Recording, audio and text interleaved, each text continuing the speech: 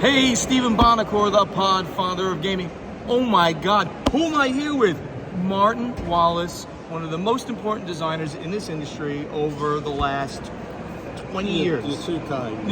Absolutely is, without a doubt. So Martin, happy to be back at a full Essen show right now. Oh yeah. I mean, last time was 2019, so yeah, it's coming back, and they're just trying to get back into the flow of things because I'm getting older, and suddenly there's all these young people around that I don't recognize, so it's good to see the odd familiar face. Oh, you must get stopped all the time in the halls. No, you don't. I have a mask. Gotta remember, you're having to make eye contact. Like, do I know you? Yeah, because I don't want to go up to somebody and give them a big hug and I think, oh, I don't know you. I don't know that guy. Yeah, that could be a legal case there. So so recently you had a kick. You're back into publishing now. Back into publishing, and yeah.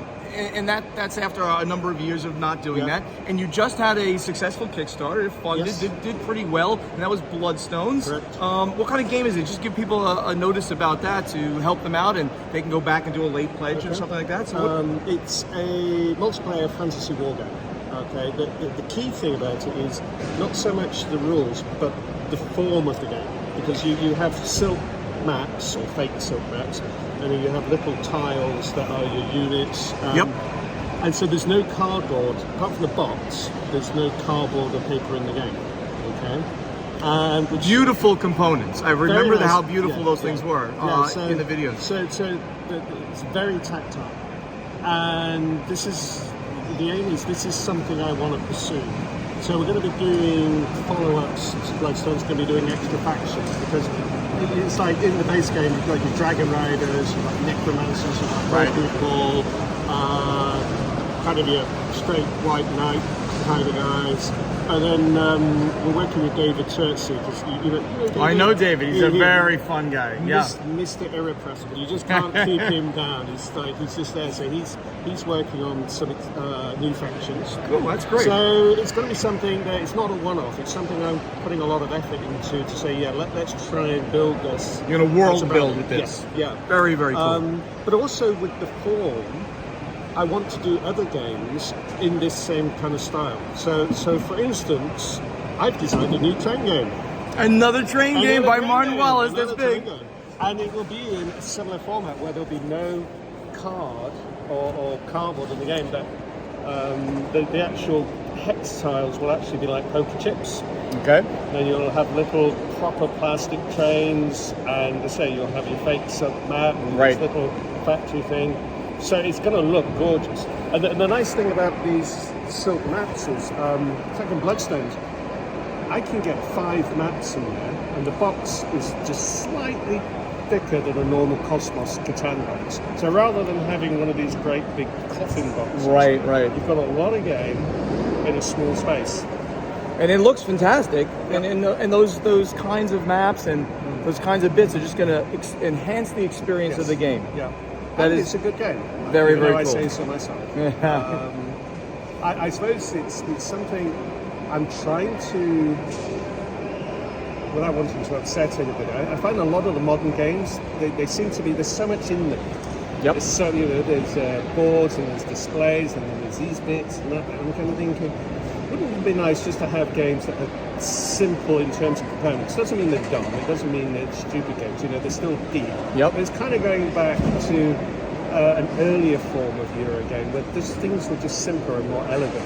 Absolutely. So I suspect I'm on my own on this, I think, because everybody seems to like these big complex games, but they don't do a lot for me. So getting back into publishing again, you told me before we started this that you've got established a team out in Australia, not New Zealand, in Australia. And what's the name of the company going to be called? Wallace Designs, Well, there's Wallace Designs, which is the company that's doing Bloodstones. Okay. But I'm also starting a new company which will focus on games for retail. Oh, okay. So the lighter side of gaming. Yes. Well, there's actually I have it in here. Oh, we might be able to see something coming up. Oh, here we go. Part of the camera shake, my fans. I'm hand holding this guy. Oh, here we go. Yeah, here we So go. Return to Firetop Mountain. Which isn't actually the title because the guy got it wrong. It's going to be Warlock of Firetop Mountain. Okay. So it's used in the Fighting Fantasy license. Okay. And it's a adventure game. It's a deck. So this is a dungeon prototype? crawl. This is a prototype. It's not the final artwork. It's just something I had knocked together. But this is a very simple kind of dungeon crawl game where it's not random. You have dungeon cards which you lay out and they connect to each other, and then you have cards that tell you what's in the room, and then each person has their own hero which have got ability cards. But it's simple to set up, easy to play, solo or cooperative role-playing game, which formed into a campaign system. So you have a set of adventures, and so you can gain abilities as you go through each of them. But let's say the aim is I wanted to do something where people can get into role-playing but don't have to go through the big rule box that you have with Dungeons & Dragons, or commit to a campaign that you were doing Gloomhaven where you have to play for like hundreds of hours to even cut nearly into that game, which is an amazing game, but it's a commitment. Yes. And not everybody has that kind of time commitment to do. So this is scheduled for when? Oh, well, if everything goes okay, we're gonna probably do a Kickstarter version, so there'll be a deluxe version and a standard version. So I'll be looking to try and launch it first half of next year. Well, that's fantastic. So relatively soon. Yeah. So this company's coming together quickly. Well, I've been working on this for a long time. But the company itself, the now company that you got it, itself, is coming together with a new team in Australia. Well, yeah, it's because it's like the artist here, a lovely lady called Ali Faye, who happens to live about 45 minutes away from me. And she used to be she's a comic book artist, but she basically, I know she's earning her life at the moment. She's caring for the elderly. So what I'm trying to do is say, hey Ali, why don't you get back into doing artwork? Because there's enough work here to keep you employed full time. So I've got another person, Cassie Simpson, who ran my GameFound campaign, who again is just really good organizer, really good at keeping top of stuff, really good on social media, way better than me, and I'm useless. I've got another guy, Leif, who is in New South Wales, who works on the Bloodstones artwork. So yeah, I'm getting this team of people who've got different skill sets that I don't have. Sure. Who coming together to work on different projects. Very, very cool. Yeah. So, and this is the name of the company on the side of the box? It's going to be Glass House Games. Glass House Games. Yeah. And you're going to run this, as you said, on Kickstarter.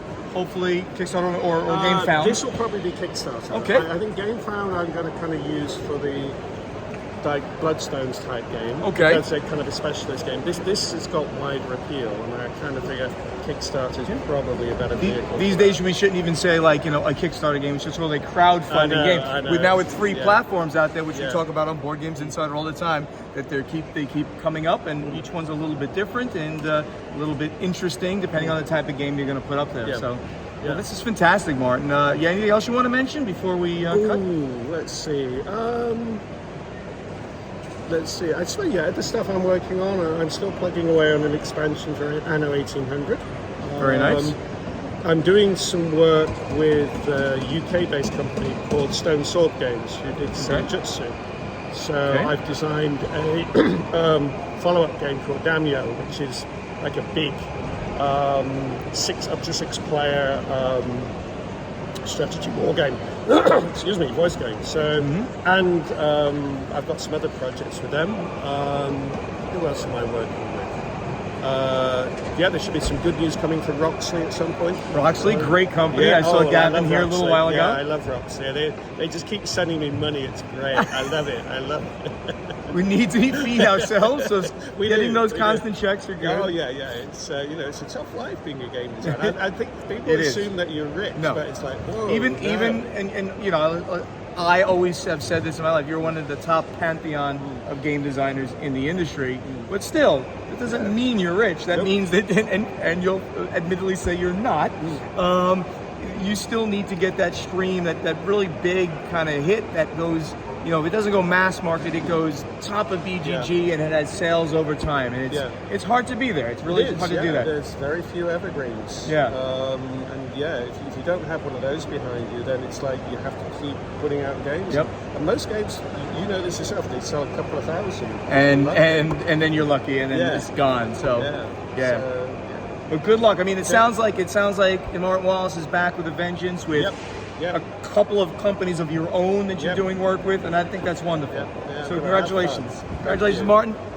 Stephen Bonacor, the Podfather of gaming, with one of the greatest designers of all time, Martin Wallace. We'll see you next time. Okay.